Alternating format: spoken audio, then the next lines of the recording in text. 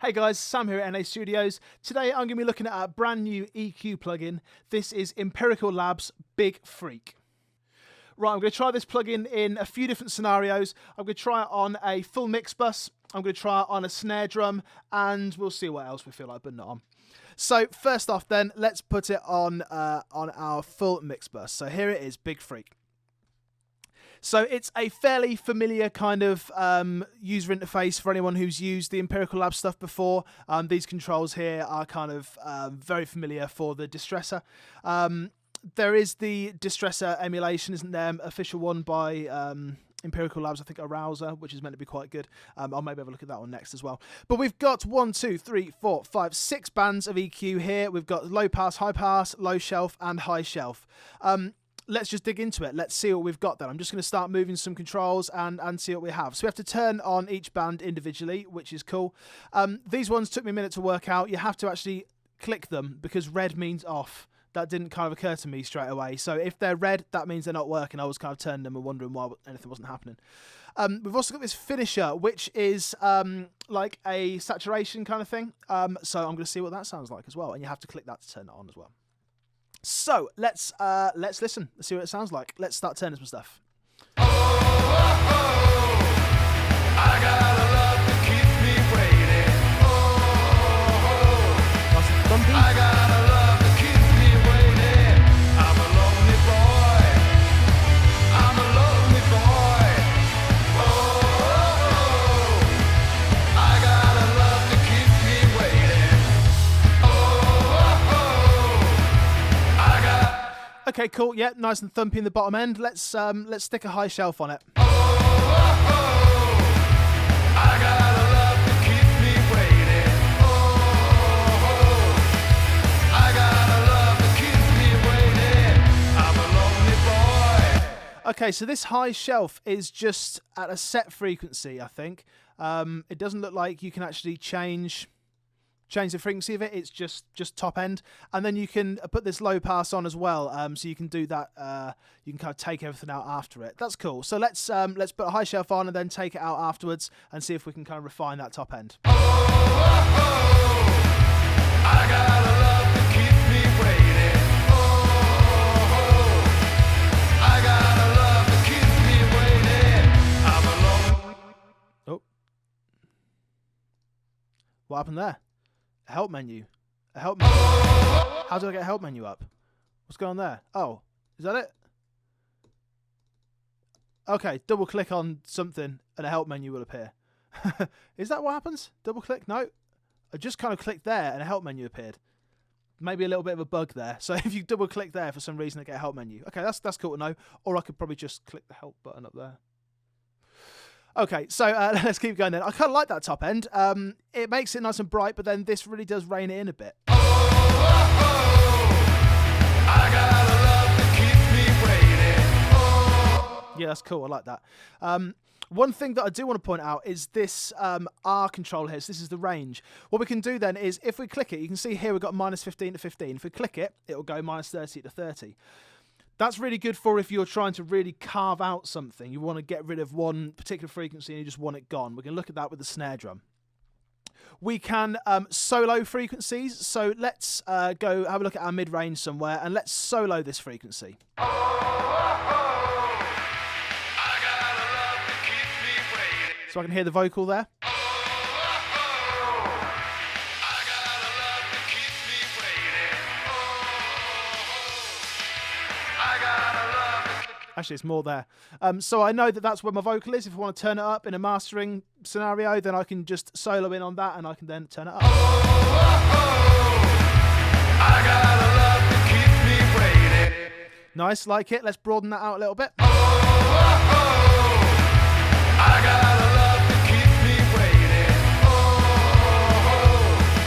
Nice, so you can see that if I wanted to bring a vocal up in a mastering scenario, if I didn't have the rest of the channels there, I could do that, just solo in on that. That's excellent. We've got a copy and paste button here. So say we wanted to take what we've done there and then copy it over to another band. We don't want to have to keep copying all these here. What we can do is just click there, copy, over here, paste. We can do the exact same thing. It will copy the frequency as well, and then we can just take all those controls and just apply them to a different frequency. Let's solo in here as well, see what else we got.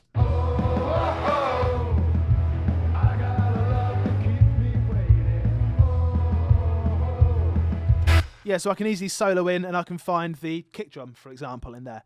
Okay, that's cool. I like it. I'm just going to do a high pass just to get rid of some of those low lows, and then I'm going to try this finisher.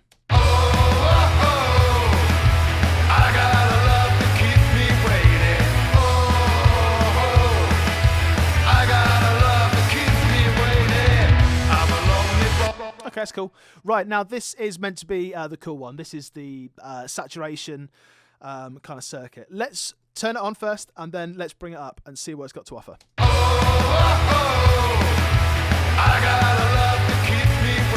Wow, crunchy. Oh, dirty.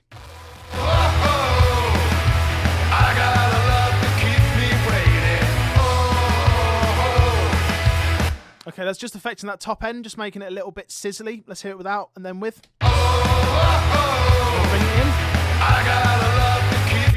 Let's go a bit more. Without. Yeah, it's just kind of affecting the top end. That could be cool. Let's turn oversample on then. How do we do that?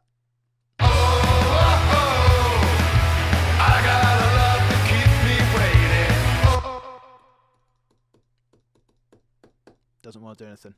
Okay. Oh no, okay, so as you, right, that's my fault. Okay, so as you go to 1 times, obviously that's not oversampling, is it? So let's go 2 times.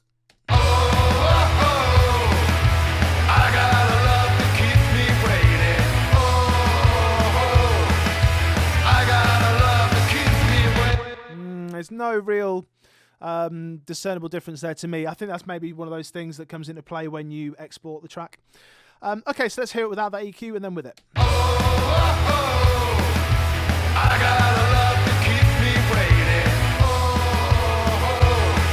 I like it. It's cool. Right, let's have a look at it on a specific instrument then. Let's try this on snare, because I kind of like the idea of these this range control about dipping out some ring on a snare drum, and I've got some ring on this snare drum. So let's listen to this snare on its own. You can just hear that honkiness, can't we? So let's do that then. Let's try and zone in on that. Let's solo a band and just see where it is.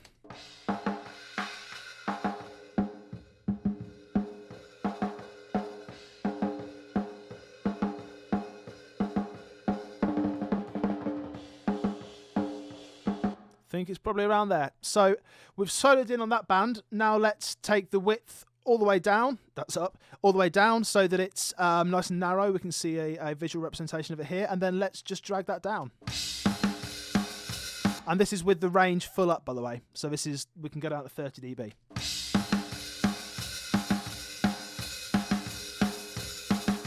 Okay, that's without it. Definitely getting rid of it. Let's go to 30, why not?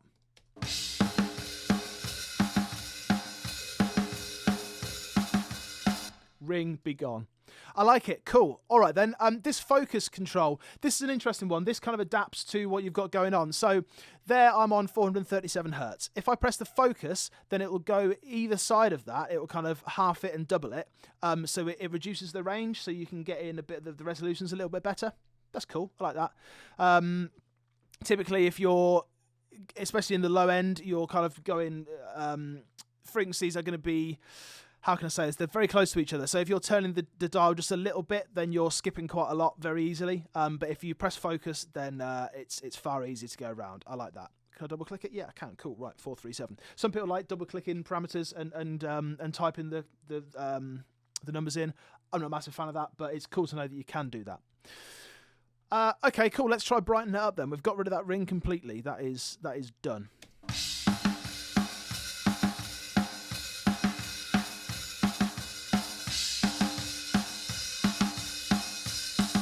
Interesting.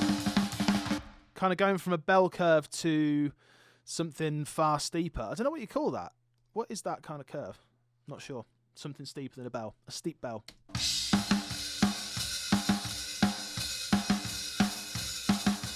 it's a bit more aggressive.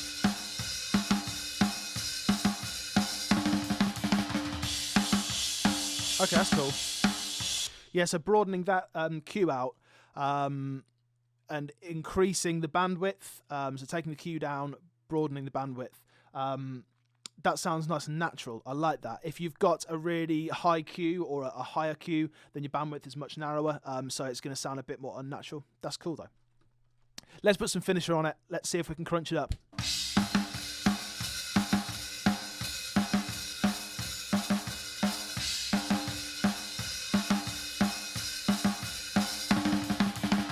Yeah, it's kind of brightening it as well, isn't it? Let's have a listen to it without the EQ and then with it.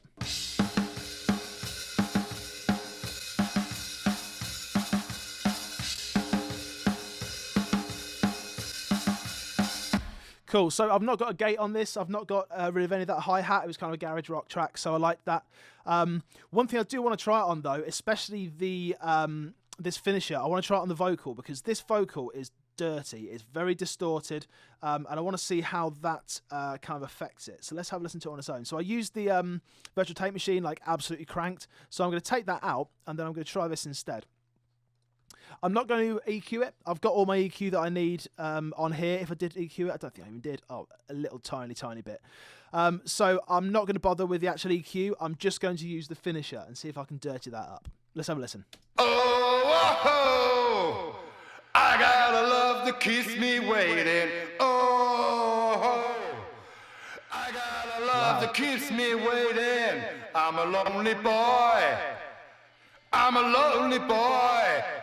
Oh, I gotta love to kiss me waiting. I gotta love to kiss me waiting. Oh, I gotta love to kiss me waiting. Yeah, so it's doing, it's adding that harmonic distortion to it, and it sounds cool. It's tucking it back in the mix as well, which is what I was using the tape machine for. And it's just hugging the sound, just saturating it nicely. Excellent, I like that. Okay, I'm not even using any EQ on there. I'm just using it as a saturator. I like that. So we've got no input control to speak of, but we've got an output, which is kind of handy. So if you are distorting that and it's bringing it down, you can then just bring it up a little bit. Let's try that. I gotta love to keep me waiting. Oh, I gotta love to keep me waiting.